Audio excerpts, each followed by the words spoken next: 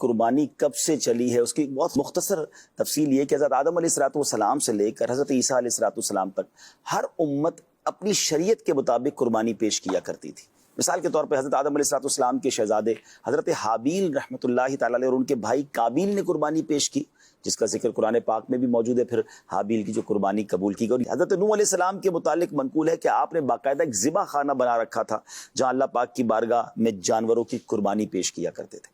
اللہ پاک کے خلیل حضرت ابراہیم علیہ السلام کی قربانی تو انوکھی قربانی ہے اور مشہور و معروف ہے۔ اسی طرح منقول ہے کہ حضرت ابراہیم علیہ السلام کے مبارک دور میں لوگ جانوروں کی قربانیاں پیش کیا کرتے تھے۔ بنی اسرائیل کے ہاں بھی قربانی کا عام معمول تھا کہ لوگ اپنے محبوب ترین جانور رضا الہی کے لیے قربان کیا کرتے تھے۔ حضرت سلیمان علیہ السلام کے بارے میں روایت ہے کہ جب آپ نے بیت المقدس تعمیر کیا تو آپ علیہ السلام نے بنی اسرائیل کو جمع کیا اور اللہ پاک کی بارگاہ میں شکرانے کے طور پر جانور ذبح کیے۔ اسی طرح عرب میں بطور خاص ہمارے آقا مکی مدنی مصطفیٰ صلی اللہ علیہ وسلم کے آباء و اجداد کا بھی یہ معمول تھا۔ سرکار دو عالم علیہ السلام کے نسب مبارک میں جو 28ویں دادا جان ہیں حضرت قیدار رضی اللہ تعالیٰ عنہ، آپ نے ایک بار کسی نیک مقصد کے لیے ایک ہی وقت میں اتنی ساری قربانیاں پیش کی کہ غیب سے آواز آئی، حسبک یا قیدار قد قبل اللہ قربانک، اے قیدار بس کیجئے، بے شک اللہ تعالیٰ نے آپ کی قربانیاں قبول فرما لی ہیں۔ سبحان اللہ، غیب سے آواز آ رہی ہے۔